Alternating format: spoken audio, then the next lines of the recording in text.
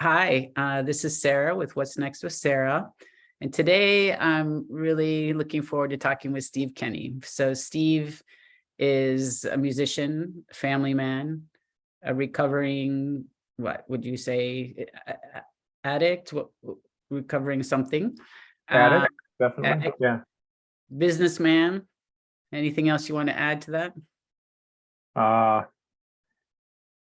That about covers it.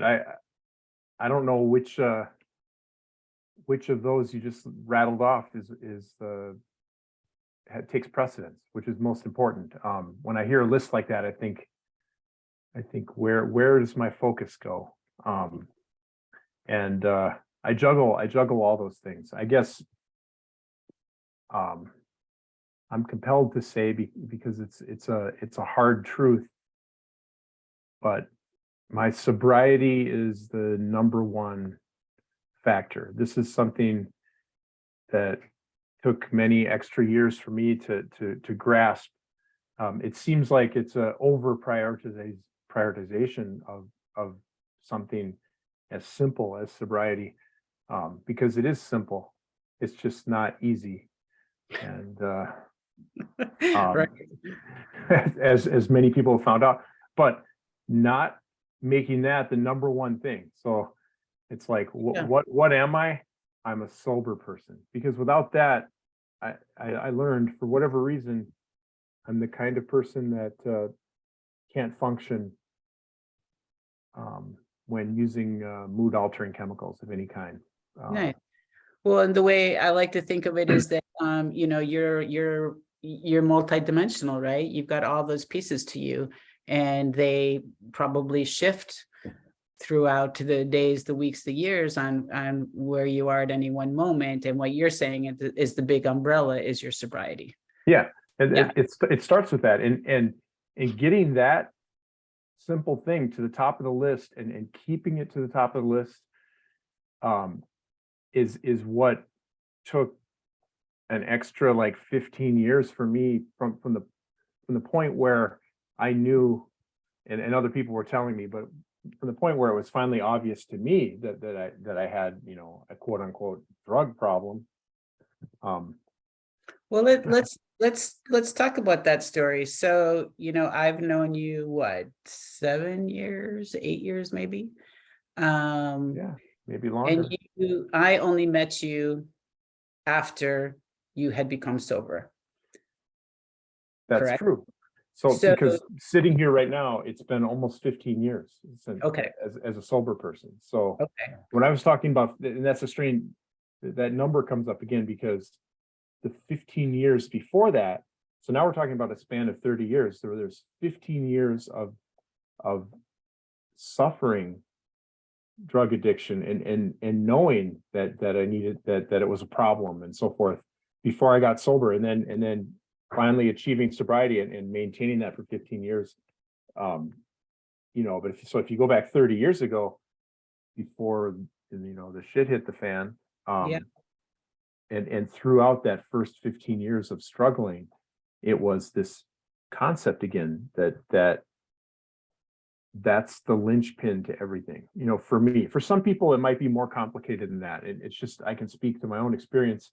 Right. When I was able to stop using and stay stopped, then and participate in 12-step programs, and help other people, and have conversations like this, and go to meetings, and there's a lot of facets to it. But until I was able to realize that this was the primary facet of all the things that I do, that was the most important thing, because everything stems from it. But it's hard, it's paradoxical. It doesn't seem like it should be the number one thing. It seems like after a few years you could move it down the list, but I've learned from listening to other people what happens when you do that. It moves down the list.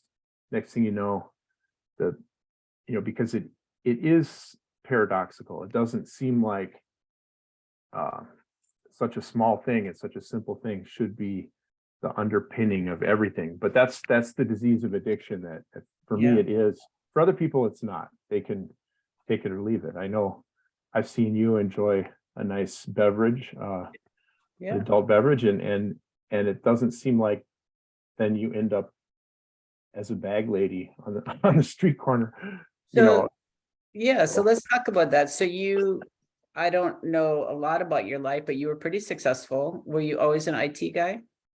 So I, from age 10 or 12 years old, going back, I always wanted to do two things, and that was, I wanted to be a professional trumpet player, whatever that means. So Yeah. that's a big amorphous, and just understanding what that means. So, but I wanted to, as a kid, I wanted to do that, and I wanted to program computers for a living. You So, started that at 10 years old?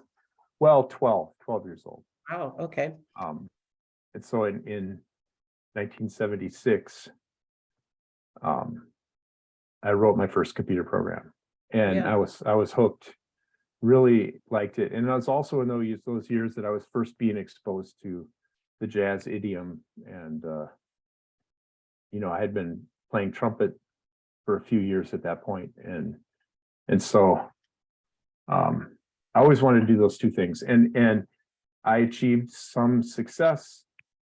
By age 30, I and I should say by age 33, let's say, I was a co-founder of a software company. We were doing $10 million a year in consulting fees in the Twin Cities area. We were the largest corporation in the world that focused entirely on the technology of Steve Jobs at the time. Oh, So wow. this is a period of time when Steve Jobs was a pariah, and he had been kicked out of Apple, and his new company called Next Computer was highly criticized. It was very forward thinking though, and there were not very many people in the world that were familiar with that platform. And we had a consultancy. We had 88 employees, and we were deep into this technology and using it to our advantage, because it was advanced technology. And we all know what happened to that technology. It ended up getting rolled into Apple. When Apple took Steve Jobs back, all of that technology came back. And so that company, had it stayed together, was poised to, by the year 2000 or so, to be the company that built iTunes or something like that.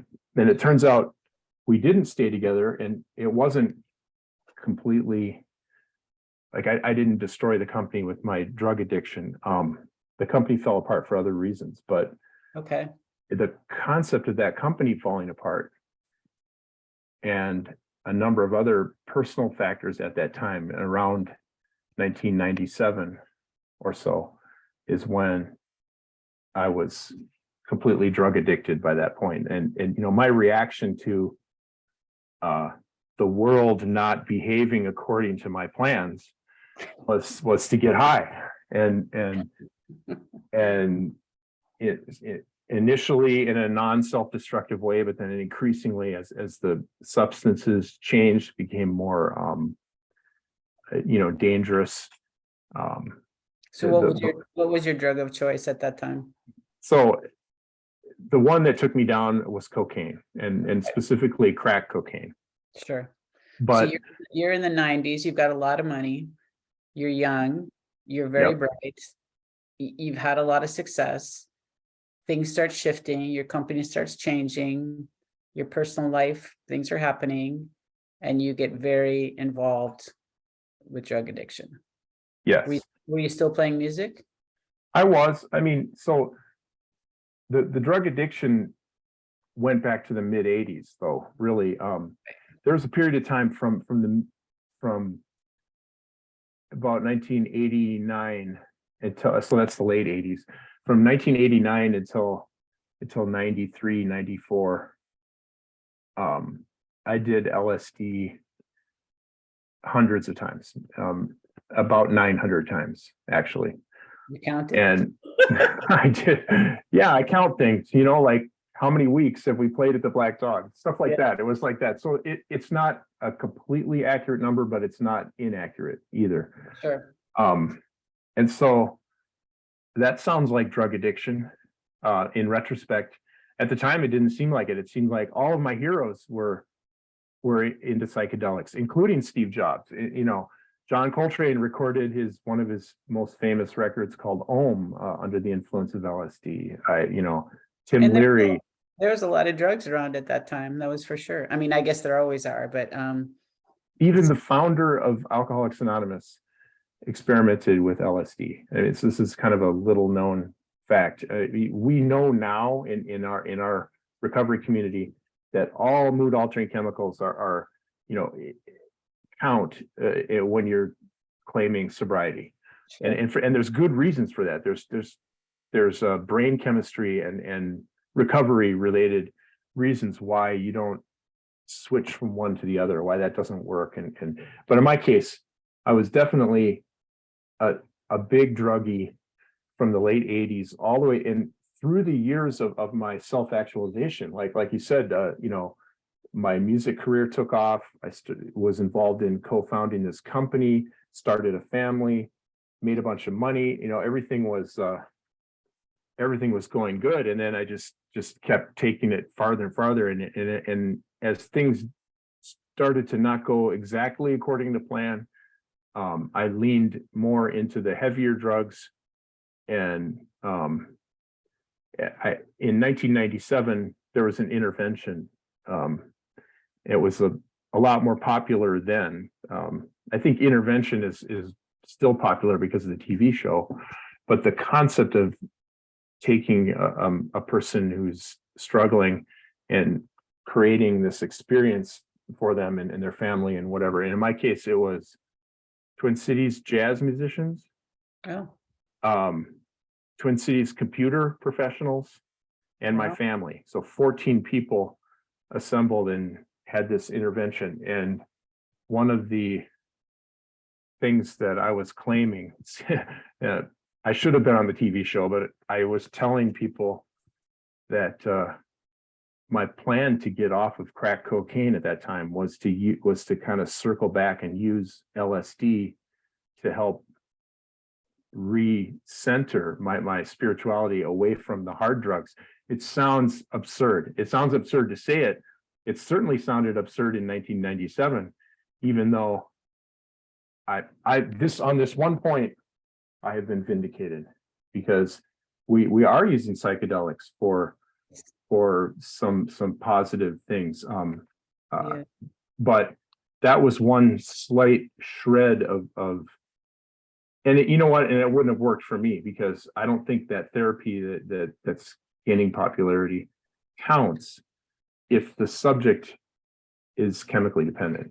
I don't think you can give psychedelics to a chemically dependent person to treat their their depression or whatever, or drug addiction. Mm-hmm. For non-chemically dependent people, I think these are promising developments. Right.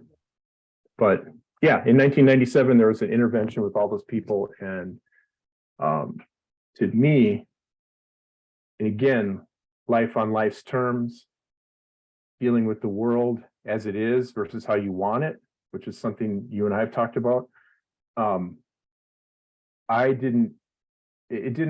The intervention did not have a therapeutically positive effect on me. Right. It made everything worse. Yeah. And some of that is because that's what they do, kind of, for certain people. And another part of that is that I interpreted what was happening to me, all these people, as a huge vote of no confidence. And so after that, I just threw in the towel. I was just, So you did not go to treatment from that? I did. Oh, you did? I did go to treatment afterwards, immediately. Yeah. They kind of throw you in a van and take you to treatment. But I didn't stay there. I didn't complete that treatment. And then it was a second attempt. All told, I went about 6 times. And wow. Okay. I didn't complete all of the 6. I went to different places, and the first treatment, I felt like, and as I say this now, I realize how this is part of the problem that I was having. But I got to that rehab, and I felt like all the people there were losers. And it's funny, I can laugh about it now because again, it took me that 15 years, and maybe I'll describe some of the stages of that, but it took me a full 15 years after that point to realize that, you know what, I am a loser. You know, if I want to use that term, Right. of course it's not correct, but in that mischaracterization, these people are all losers. I don't belong here. Yeah, I did. Yeah. Well, we often do that, right? We think that we're not the same as others. And The second rehab I went to, so after that one failed a few months later, and you know, and I should say throughout these initial years, my wife at the time is a mutual friend of ours. She's like a sister to me now, one of my dearest friends, and one of the best people that I know. Heather Behringer, who I was married to, she kind of witnessed all of this destruction going on. So after the first rehab failed, I went to the big rock star rehab up near Taylor's Falls, the world famous one. is that Hazleton? Yes. Yeah. And I got there, and there's a cast member from Friends was there. He's on the cover of People magazine this week. Maybe it was last week's issue, but Are you allowed to talk about that? yeah, but I'm not saying who he is, you know. Yeah, yeah. Actually, but he's on the cover talking about His own issues. his whole deal, where he never even. And one thing I read in that article is that I didn't realize as a youngster he was going to be a tennis pro. Oh, wow. And that explains why at that rehab he was able to beat me at ping pong quite handily. But that rehab experience I could hang with because of this misconception I had, because I was like, well, if there's TV stars here, I mean, Eric Clapton had just been there. He had just left. Right. You know, Chris Farley, this is the years of those kinds of people were at this place. And I had a friend who was there and said that half the Minnesota Vikings were there when she was there. Yeah. So in my grandiose self-view, and again, I'm still thinking that I'm this self-actualized computer genius, musical genius, you know, God's gift to everybody. Yeah. It's like I can hang with these people. Yeah. You know, one guy was there, was the world famous music producer, received a $770,000 royalty check while he was there. Yeah. And bought us all Dairy Queen, which was great. But so I could hang out with these people, but after a couple of weeks there, I figured out a way to have one of my drug dealers bring some crack, and in a real cloak and dagger scenario, where there's a will, there's a way. I scored drugs while I was there from an outside person, which is hard to do. Very clandestine meeting along the windy road that leads to it through the woods, and ended up getting high and not getting caught, and completing that treatment program and coming home. And the day after I got back, I went and bought some beer and drank it and got drunk and went to the artist quarter. And I remember Kenny Horst, who was there, him kind of looking at me funny. I think he could tell.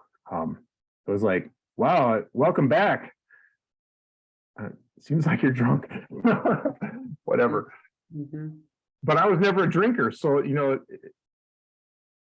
and I want to sort of focus this discussion. I could talk for months about this period of time. It's a sad period, just not to be so selfish and full of myself, which is part of the constellation of character defects that leads to addiction and helps fuel it and keep Well, it alive. let's talk about what was the end? What was it that finally you said, okay, I've got a problem? Yeah. Well, I knew I had a problem even then. Like I said, I knew I had a problem in 94, 93 even. Actually, in 1990 was when I could tell I was crossing lines. And 97 was that intervention, and that followed many treatment attempts, both inpatient and outpatient, and then getting divorced and kind of kicked out of the home, ending up in either in Faribault or River Fall or Faribault, Minnesota, or Minneapolis, either North Minneapolis or South Minneapolis, and living in crack houses or homeless or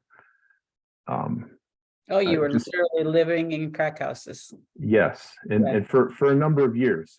Okay. And And were you working during that time, or were you just completely off the grid?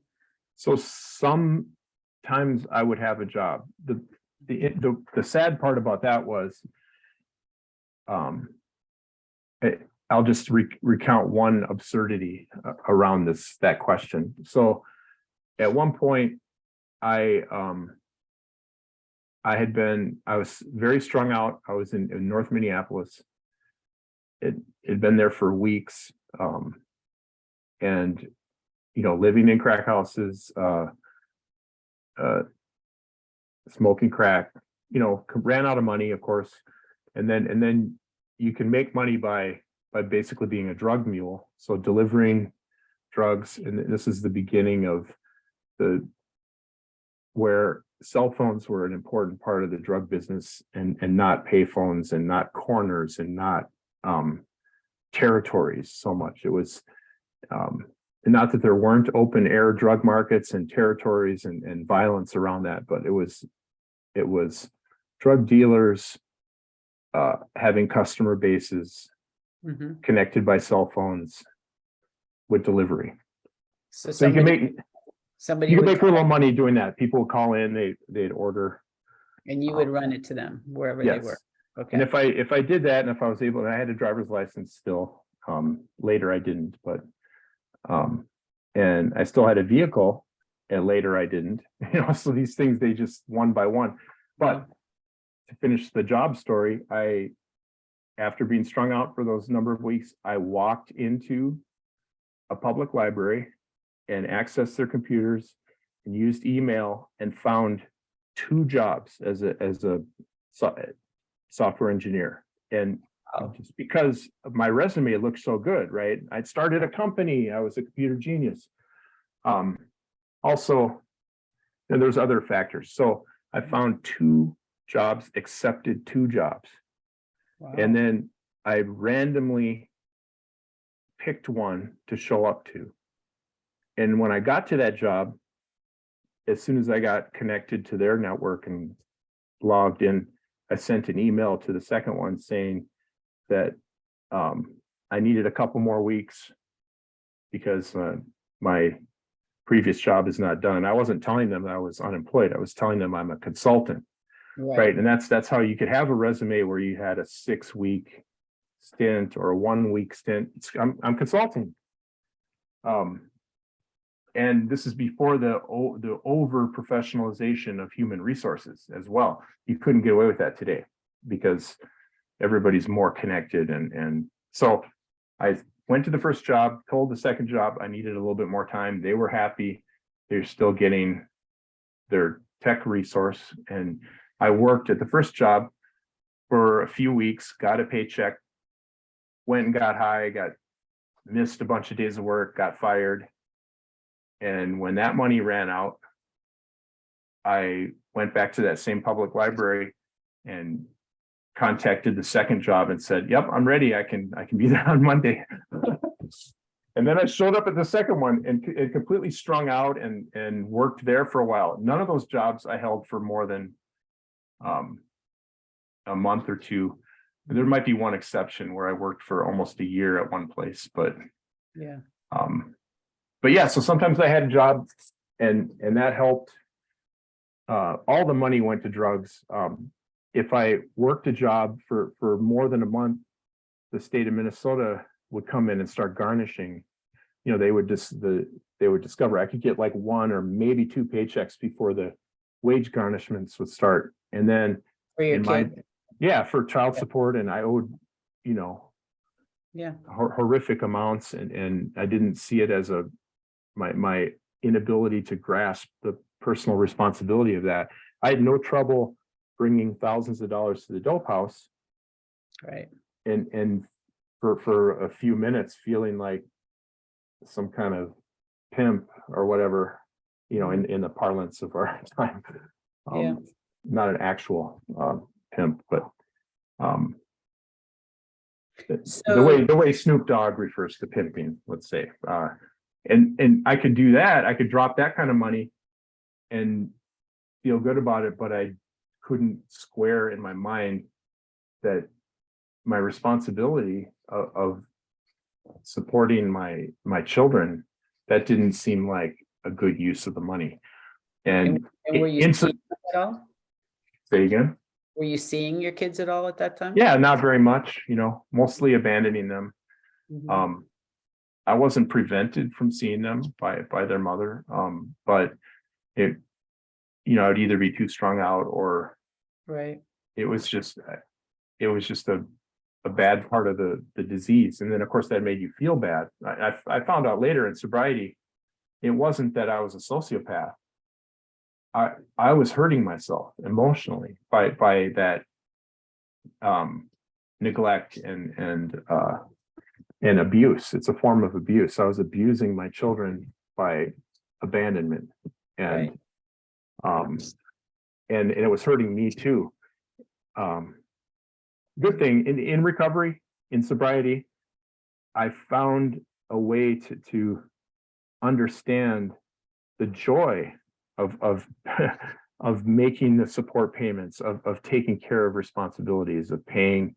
I paid every cent and all the interests and all the back amounts. I mean, the kids were, in their 20s when I finally got it all paid off. But I consider that to be one of the like achievements of my adult life. And it wasn't just the money or whatever. It was how in recovery, without the chemicals twisting my mind, I could understand it, and I could taste the pride in being a provider for once. And so a lot of things that were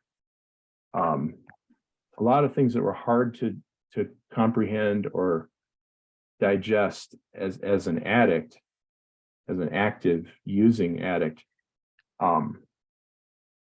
Once I stopped using and got involved in recovery, I could see the other side of things. And it's an ongoing process, And I'm sure that really helped your relationship with your children, to know that you made good on that debt to them and to their mother.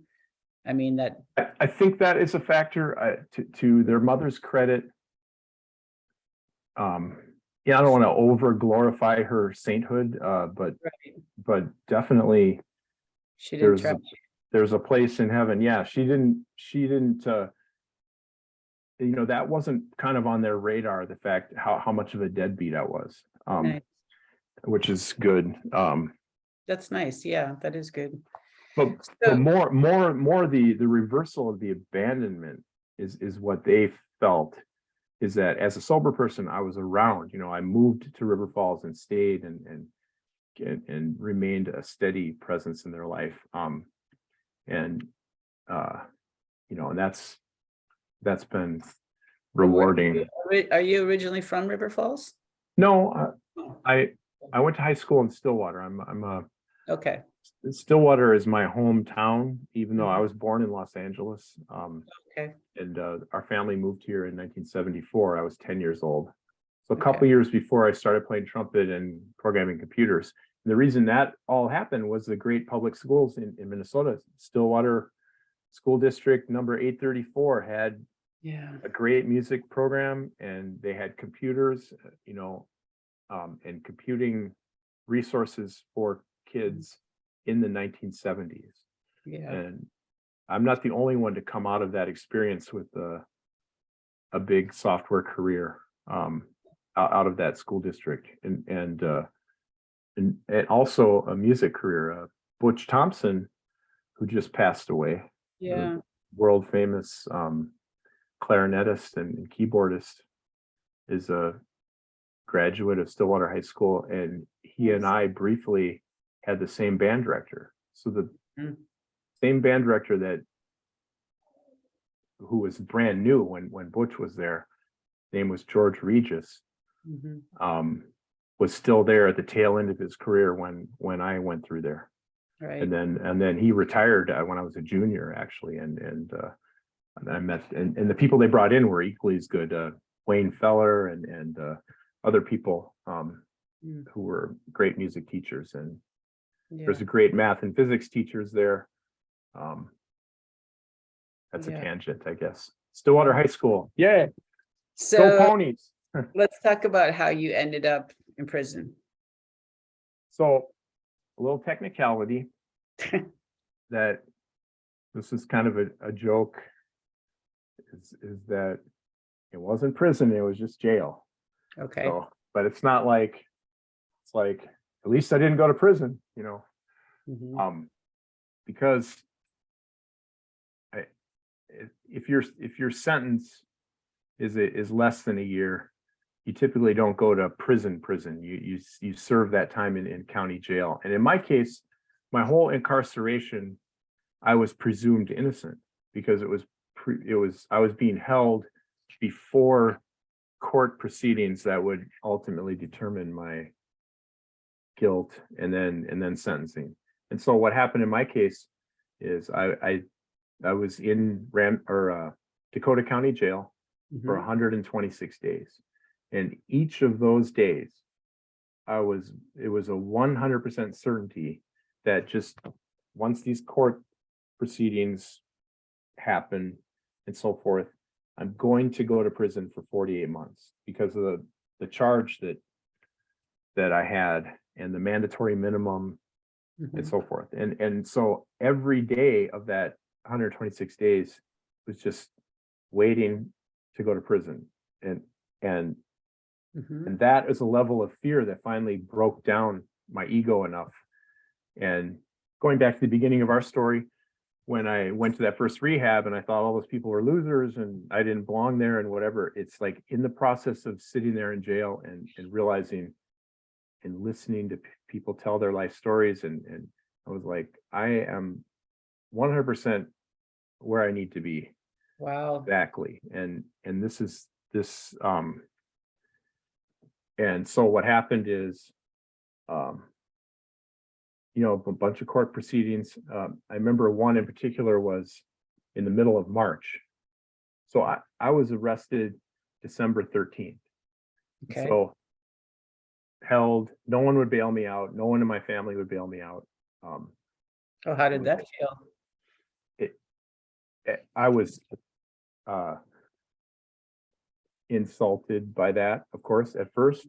And then after a few weeks in there, I got a call. I got a call from Heather, and she said, well, I'm sorry you're in jail or whatever, but I want you to know that right now the kids are happy because they know you're not dead, Wow. right? That they know you're safe.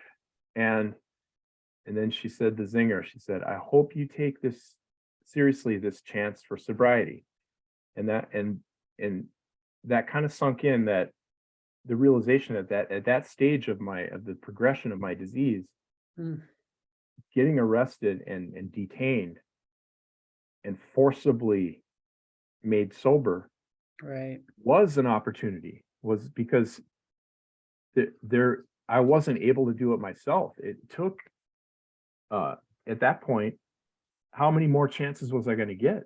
Yeah. I mean, that might have been it. And it's so it kind of sinked in that this is maybe the last chance. And then as it that sat there day after day, and I really was able to take stock in that, from that person who thought they were too good to be in rehab, uh, the computer genius, musical genius, the family man, all this house of cards, this bullshit, to just realize that no, actually, I've got nobody. Mhm. I've got nothing. My entire like financial enterprise was a pair of flip-flops, sweatpants, no underwear, a Yeah. t-shirt, pack of cigarettes with about 4 cigarettes in it, and a lighter. Mhm. That's what I owned. And 6 figures of debt, and Wow. a $2,600 a month child support obligation, and just it was a disaster. And But so oh, go ahead. I realized if I stop using, I'll be okay. And I became overwhelmed with that thing, and that in due time. And again, not quickly okay, and not okay because a bunch of people are going to help me or Mhm. give me some money, or it's like on my own steam, however long it takes, by simply not using, I'll come through it. And I got that level of hope. So was 3 months the longest you'd been sober in X amount of years? It had been so in for a number of years, I didn't draw a sober breath. Yeah. And then in like 2006, I I made some more attempts at rehab and recovery, and it actually made my addiction worse, Mm. because the years from like 99, 2000, 2001, et cetera, I wasn't fighting it. I was just I was a vampire, Yeah. and vampires go and suck blood. I Yeah. wasn't trying to be like whatever, like, and then when I tried to quit again in around 2006, it made the addiction worse. And so that cycling, I'd get 3 months sober and then relapse, and it was just horrific, like psychologically, and then Because get 3 you go months. worse, right? Once you've been sober and you go back in, it becomes like worse than it was. That's It what was I, worse. yeah, Yep, there's truth to that. yeah. And the final attempt, um, so I had had about 7 months, about a year before jail, Okay. and after that 7 months, and one afternoon, I things were improving. 7 months is a good chunk of time. You can actually see the improvements. Everything was good, and there's one kind of switch that hadn't clicked yet, and I could talk about that too. But anyway, I made a plan that I was a Friday afternoon. I was in River Falls. I saw the kids. I was like in the sober house I was living in. I Mhm. had earned the ability to have a weekend pass. And in those days, I was showing up on Tuesday nights and playing at the Artist Quarter. Oh, yeah. And I was playing again. I Mhm. had a job, and I had this weekend pass, and I was like, okay, I'm gonna go to the crack house Friday night after I see the kids, right? So I'm taking care of all the things, and then the thing I was gonna go there and just get like $100 worth and check into a motel for Friday night and Saturday night, and then Sunday afternoon I would come back to the sober house. And that never happened. I never went back to the sober house again. All my stuff just stayed there. I never made it back. Yeah. And that led to almost a year of, in fact, that relapse was March 22nd, and I didn't sleep until July 5th. Wow. So I dozed off a couple times here and there. But I did not lay down and sleep. And from March 22nd to July 5th. And then Wow. the drug raids were happening. Dakota County Drug Task Force was actively pursuing myself and this woman I was living with in Burnsville at the time. Mm. After I got sober, a couple months after I got sober, she was stabbed and killed in that apartment townhouse. Yeah. Um, and had I not been arrested, I would have been there with her. Yeah. And I think about that, where I heroically defend the knife wielding drug dealer. But the reality is, there'd probably be 2 dead bodies. Yeah. Okay, so you're 3 months into your jail, and you finally feel like if I just stay clean, my life will eventually get better. Yep, and that was a few weeks into it when I had that realization, and then, but the beauty of that whole experience is, like I said, every day that I was there, it was just a formality to going to prison for 48 months, and that was great. and so it was just, it kept me in that kind of, like, you can't purchase that kind of, Yeah. like Hazelden doesn't have a program where you can go there and be that screwed, Yeah. and I don't know how any of those rock stars ever got sober. I know if I had had money, the poverty and homelessness and just being completely, if I still had millions of dollars in the bank or something, I'd be dead right now. But I would have never, I would have bailed myself out, and it would have been like, screw you guys. And Yeah. um So was that just all self-reflection, or were you involved in kind of groups, or was there any kind of organized anything in jail, or were you just sort of sitting in a cell reflecting, going, I'm screwed, I'm going to go to prison, this is scary, how Yeah. am I going to survive? So it was, there weren't programs in that. I think they did have, I think you could go to an AA meeting later on, a couple months into it. Once a week I started attending those. But Sure. I had been to rehab 6 times. Right. There's a concept where certain problem drug addicts who are a little extra brainy or whatever feel like they could run a rehab, but they just can't stay sober themselves. Yeah. I could Yeah. I could help you get sober. I mean, I know Right. all the, I got it all memorized. Right. But that ended up helping, because Mhm. when I was in that reflection and quiet, jail was fantastic for me to reset. There was some drama in there and so forth, and I journaled and I wrote music, and I found myself again, and it was and like I said, every day I just thought I was going to prison.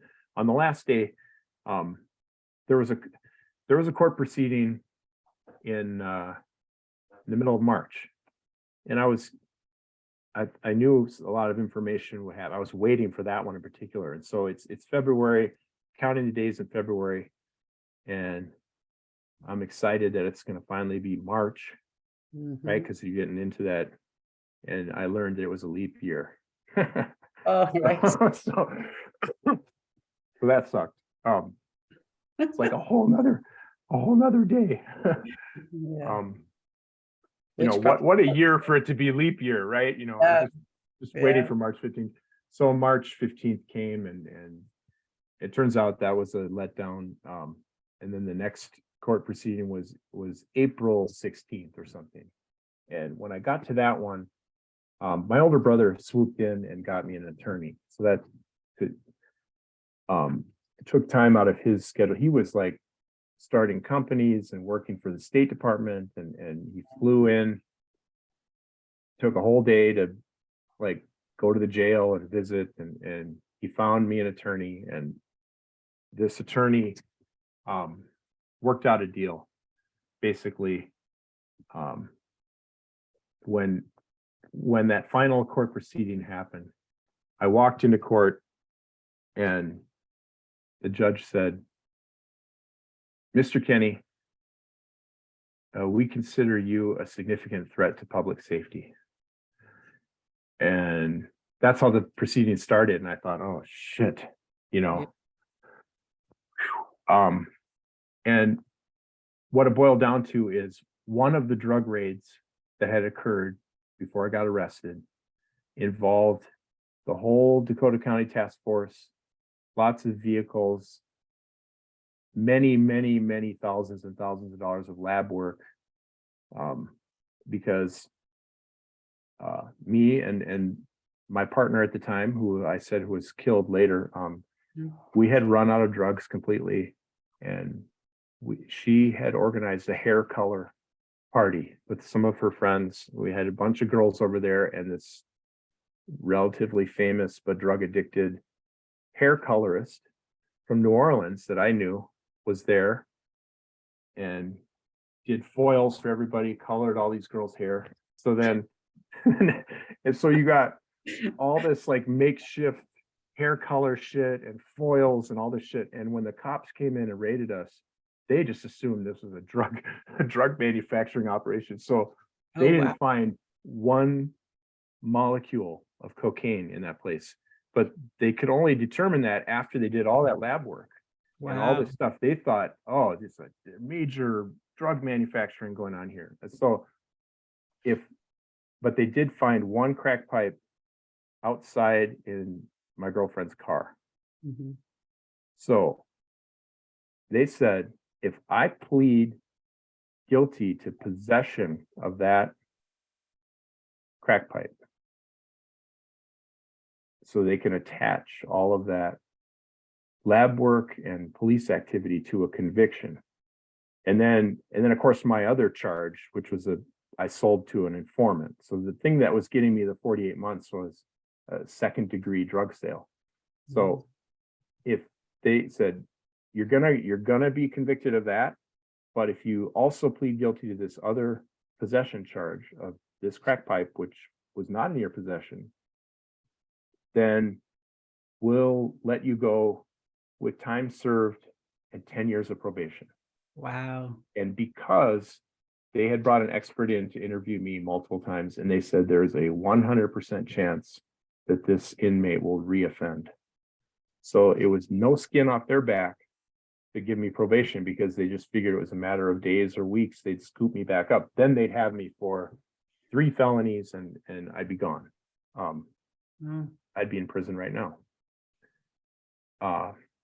So that was it? You stayed sober since then? That was the deal. 10 years of probation and time served. And I could say this 100%, they would have not given that deal to a black man. Yeah. Because our justice system is corrupt in that way. Yeah. But if I let go of that and let go of all of it and just realize what a gift it was to be incarcerated in the first place, because I was heading nowhere fast. Yeah. And then to just utilize the opportunity. And it was tough. The first year was tough. Yeah. And second year was tough. About 3-4 years into it, and keeping it on the front burner, the number one thing of all the things I do is staying sober. That's the number one thing. It comes up even this week. There are challenges. But my life from that point, that was 2008 when they let me out. And by 2010, I had an $18,000 trumpet that, and a second one on the way. And I was playing, I had already released a CD or two. And I've had the same job. I've worked at the same place now for 13 years. So I didn't even work for my own company that long. I couldn't hold a job. I repaired, I should say, it sounds one-sided and whatever, but I'm just going to say it. I'm just going to rattle it off. The family relationships were repaired. I was estranged, from my family and my kids. And they came back into my life because I came back into their life and stayed and so forth. And I had the honor of but when I went off the rails completely, my kids were 1 and 3 years old. Oh, And Leon. when I came back and when I was out of jail on that, like the day after that court proceeding, they were 11 and 13. And So did they even feel like they knew you? Did you know them? yeah, I mean, it wasn't completely gone for all those years.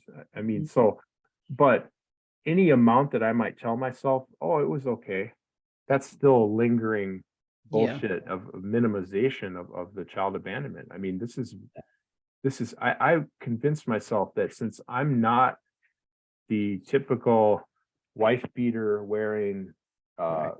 abusive, loud, like weird streetcar named Desire, standing out in front yelling, Heather, or whatever. Yeah.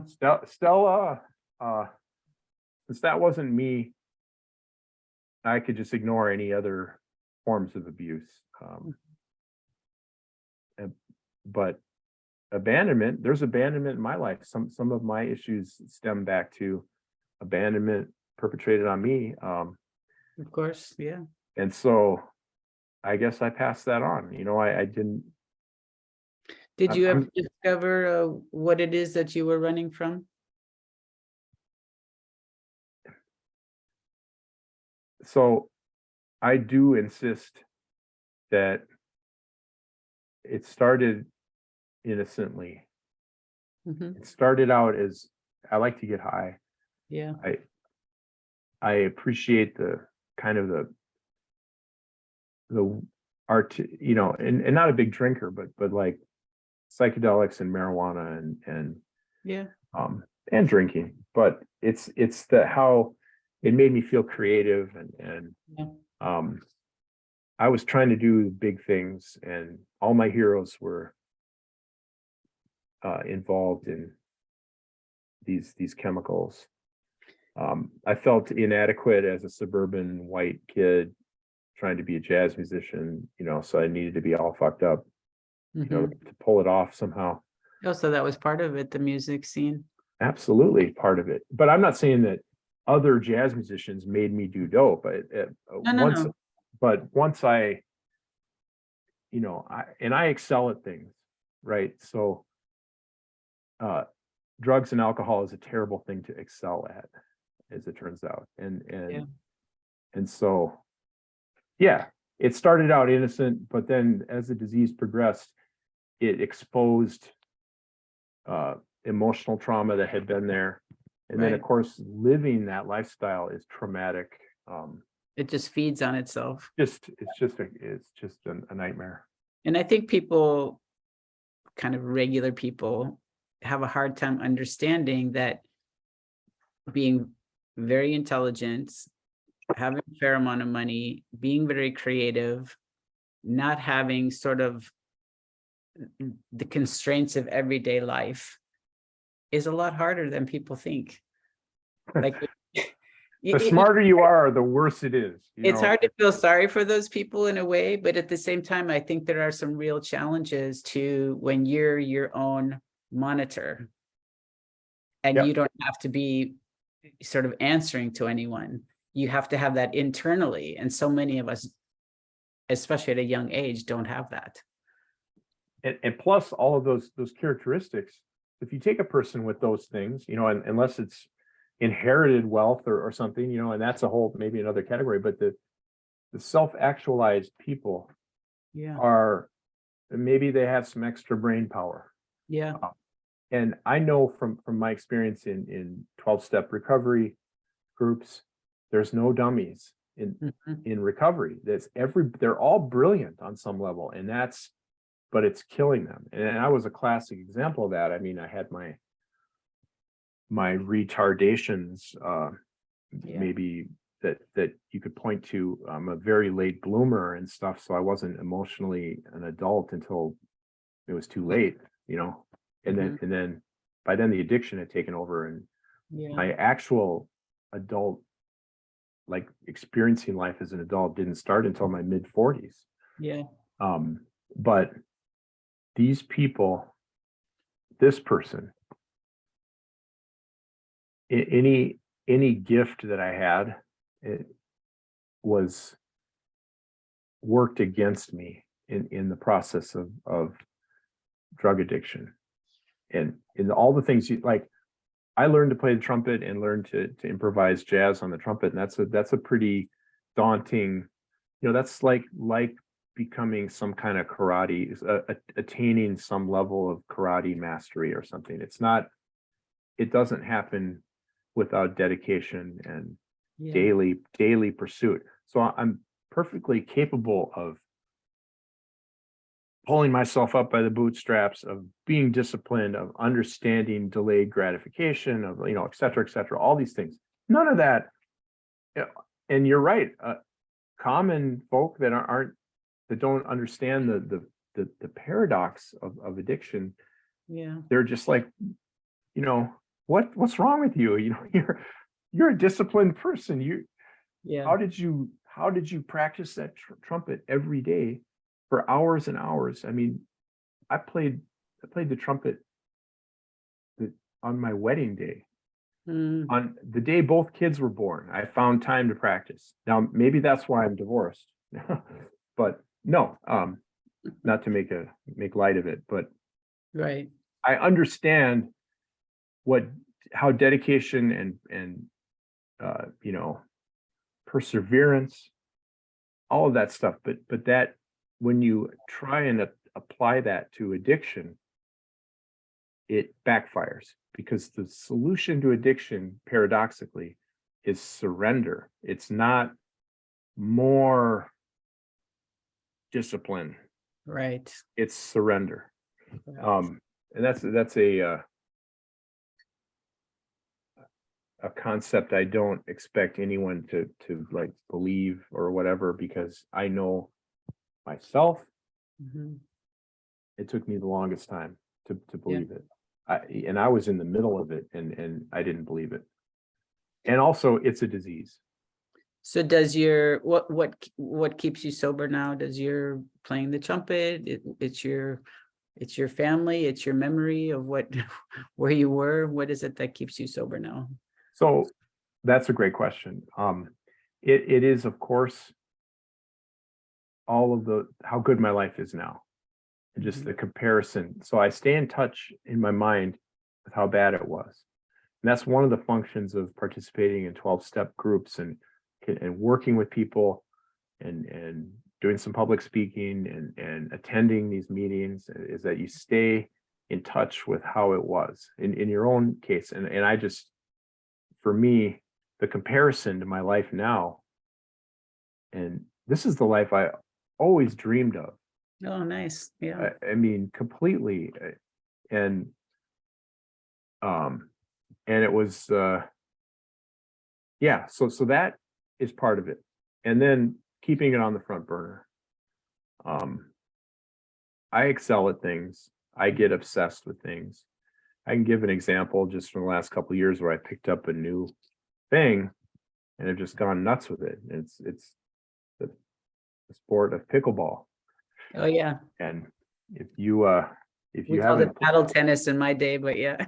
yeah, uh, we anyway, I go Mhm. nuts on stuff, and so I just make sure that I keep the fact that I'm chemically dependent, and that there's I get a daily reprieve of that disease, that terminal illness.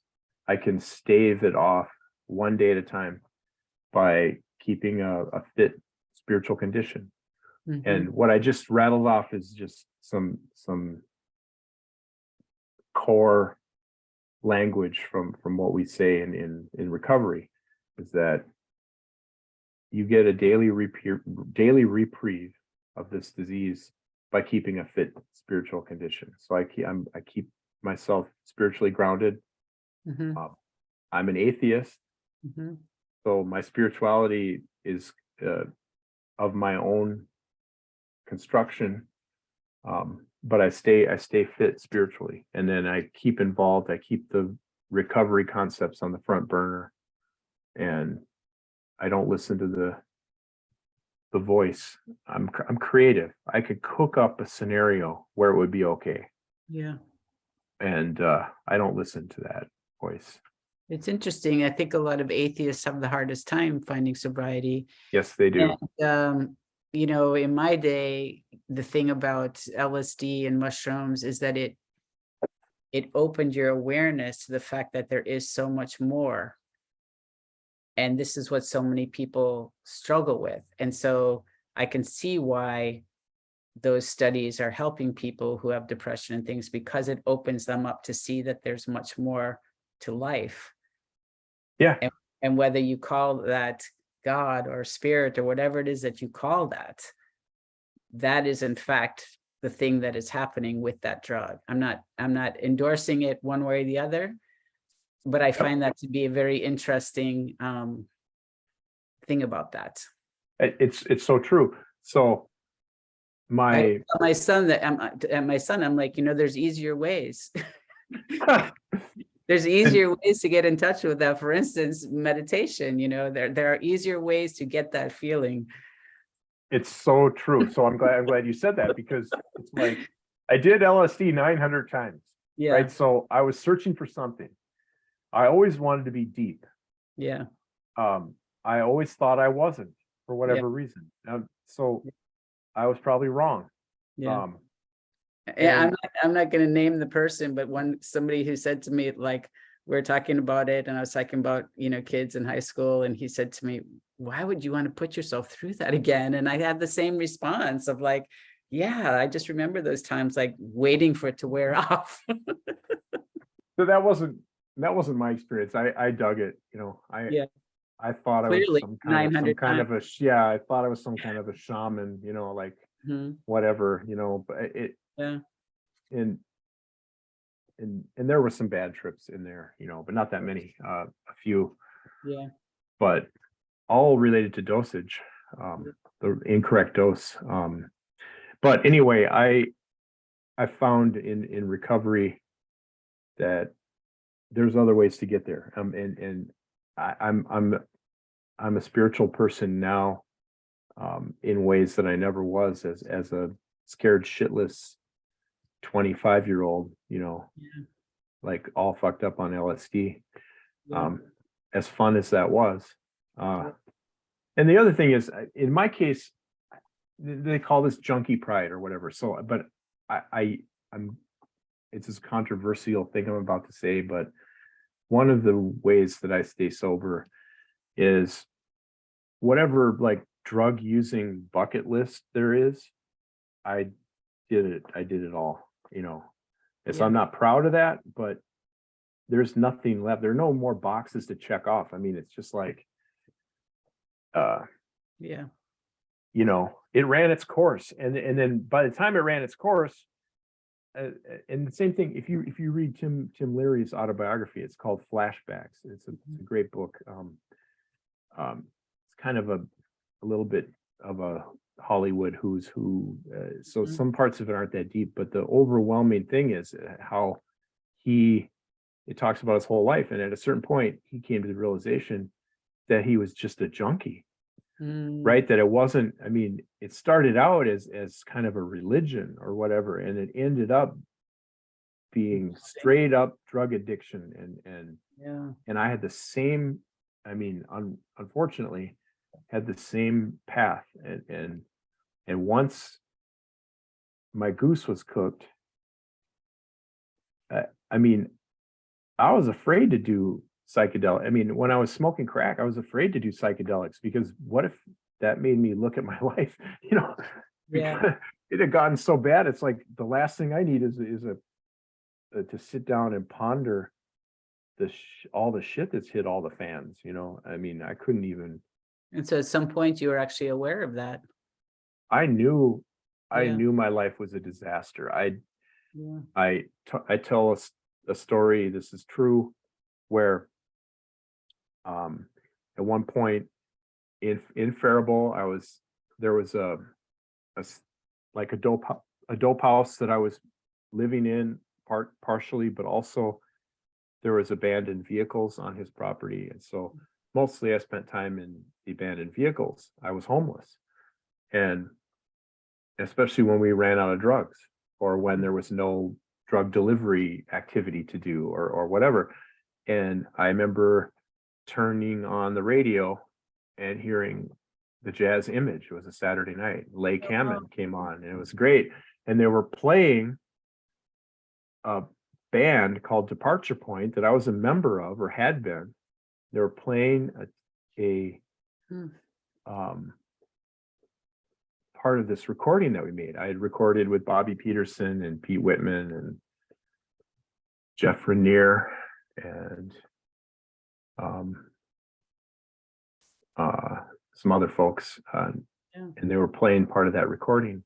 So I heard that, I was confronted with the melancholy of just how, first of all, from my perspective of sitting in the abandoned car and all of the dysfunction that was going on and all of the bondage that I was in, to recall not that many years before that had only been, that was like 96. So this was like 6 years or 7 years, but still it seemed like, how on earth could I have been, could this happen?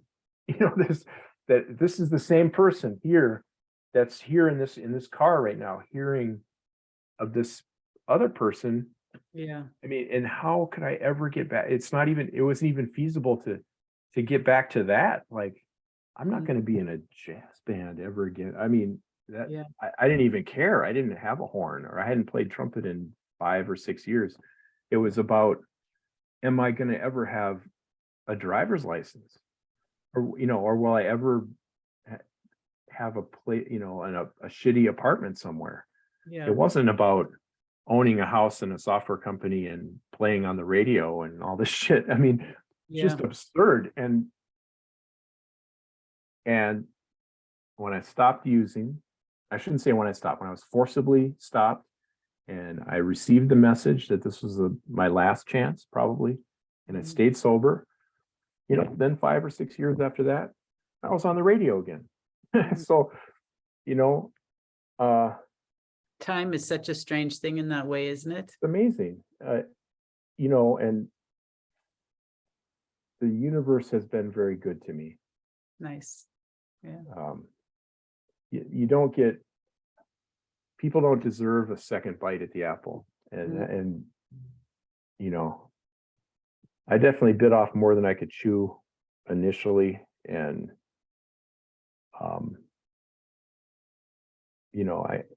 but I came back. It's been quite a journey. I'm the hair standing up on the back of my neck right now, because I'm just thinking about it again. And I don't know, maybe I should write a book.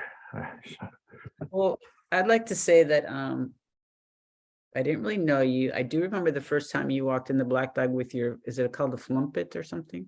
Well, it probably was a flumpet at that time. Yeah, it was a flumpet. On your back. I'd never really seen you before. You got up on stage and started playing with some people, and we're just like, who's that?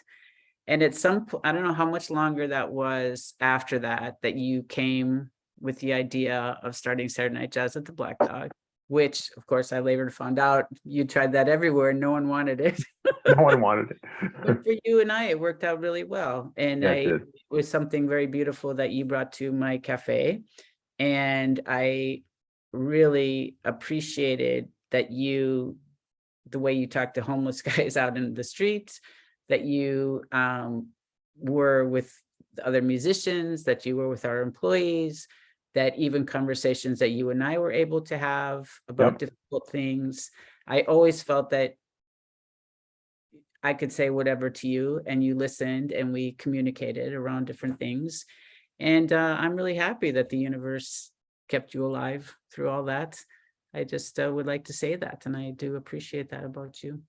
Yeah, it's been part of that story, that redemption story. You're in that redemption story just because that was it was good work that we did down there. To me, I think jazz is a higher purpose, for some spiritual reasons. But just having having a place to be able to present those goings ons, and there were some great performances. That was quite a run. 326 weeks. There you go. It was like crazy, and So wait, is that 6 years? Over 6 years? it was. I mean, but There's 52 with weeks in a year. with the 77-week break, right? Because of the pandemic, it was Right, shut down for 77 weeks, so it's even longer than. I right. think it was in 2015 when it started. Yeah. And yeah, and it was just transformative for me, because and again, the beauty of it was just that kind of 1 week at a time, 1 day at a time. It's not like I'm trying to just go to Carnegie Hall and bang on the door, or some absurd thing. About it's about having your hand on the plow, Yeah. practicing the trumpet every day, communicating with the people, putting the shows together, executing the show, just a cadence of it. And it just, and I learned about that in jail too, this thing about the passage of time, the flow from one day to another, where you first get there, you're freaked out, then pretty soon you can pass a day. A day is like no big deal. There's a real pattern to it. And then another month or two down the road, it shifts into another gear where the weeks are going by like a day used to. And I felt that in the stability of having a steady performance venue. Yeah. And the cadence around that, it just felt like the mechanics of these weeks. I was in hog heaven. And so thank you for that. It's interesting the way you laid that out. And I think that's the kind of sort of structure that I'm thinking that people, like, as humans, that structure of time is very crucial to us, and we're not always aware of that. I think people feel like they need all this variety. Yeah. And I should speak for myself. I know if even in this, I live a pretty hectic life, a lot of things going on. But if I can execute a sequence of 3 or 4 days in a row that are identical, I'm getting excited just thinking about it. That makes me very that makes me very, very happy. Like the same schedule, the same, so for me it's get up, do some stuff to take care of the dog right away, and then log in and work until the early afternoon. Yeah. Then I take a nap. So it sounds like, you can see, it sounds like heaven, right? Yeah. Yeah. Take a nap, then I get up, then it's health and wellness until about 9:30 or 10 at night. Then I pick up the horn and I practice the horn until midnight or 1 o'clock. Wow. Every Then day. I have every day. Then I have dinner. You're not supposed to eat late at night. I love it. Puts me in, I don't do sleep meds. I do food. Yeah. Yeah. Eat the food, snuggle with the dog. If he'll have me. He's not always, Well, and that happy. rhythm is what allows you to go deeper. We think that sameness makes for boredom, but in fact, that sameness is what allows for the depth to happen. Yep, and it's the sameness of incarceration that finally got me off my high horse, and just got me to and you know what? And maybe if I'd been the multimillionaire, I could have found like a retreat somewhere, where they could have executed that, and I might have had the same realization, but for free. Yeah. In Dakota County, it was good, and because I was presumed innocent the whole time, so I wasn't convicted till that very last day. So because of my presumption of innocence, they had slightly more like privileges, and one of those was if it was possible, they put me in a single cell. So I wasn't always in a single cell, but quite a bit of the time I was in a single cell. And that, I mean, it's awesome. I'd like to reconstruct that in my basement here with the stainless steel toilet thing, just because that thing where you're just That's it. It's broken down. You've got a notepad, a pencil about this big, a Bible, other literature. We had novels and books, and that they feed you, Mhm. and it's just day after day the same, and it transformed me, and I'm very grateful for it. Interesting. Well, the name of my show is What's Next? So what's next, Steve? What are you looking at for your life at this point in time? So a couple things. I after the Black Dog closed, I got involved in presenting at the former artist quarter, this place called the KJ's Hideaway, and Right? they have their new ownership. So working with them has been rewarding. The pandemic has still messed Yeah. up. So there's a bunch of things we're fighting against there. And it's the people aren't coming to shows. I mean, in the beginning, when I first went there, I had some money, I had some donors front load me with a bunch of cash. So I went and booked these very expensive, grandiose Mm, performances. And we filled the room for the first 10 weeks, 8 of them were sold out. And so that was great. It was great for the venue, great for the series. And then the jazz festival happened. That was good. Then the summer came and it was empty. We just couldn't, it didn't matter what, it's just a nightmare. I noticed that there was a dip some of those summers at the Black Dog, but not yeah. like this. This is worse because post-pandemic Yeah. audiences are different. And then all of the uphill battles of and you experience this too. It's like first they tore up the streets for the new railway, then oh, we're going to build a new ballpark, then it's just like, and we're having the same challenges in downtown St. Paul. First it's like all the parking meters are shut off because for some reason, and then you got now they're tearing up streets, and Yeah. um Sorry. there's no parking, and people aren't coming to the shows. So what's next for me is to keep my hand on the plow to figure out how to swim against that current and keep the shows happening, or realize that this is run its course, for whatever reason, and maybe but we'll see. It's Yeah. starting to pick up in the fall. So Good.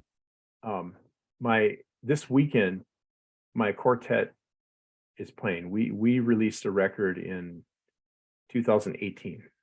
Okay. And so one of the things that's next is, so this weekend it'll be the final performance of all of that original material, Hmm. and we start work in the new year on a new recording with all new music.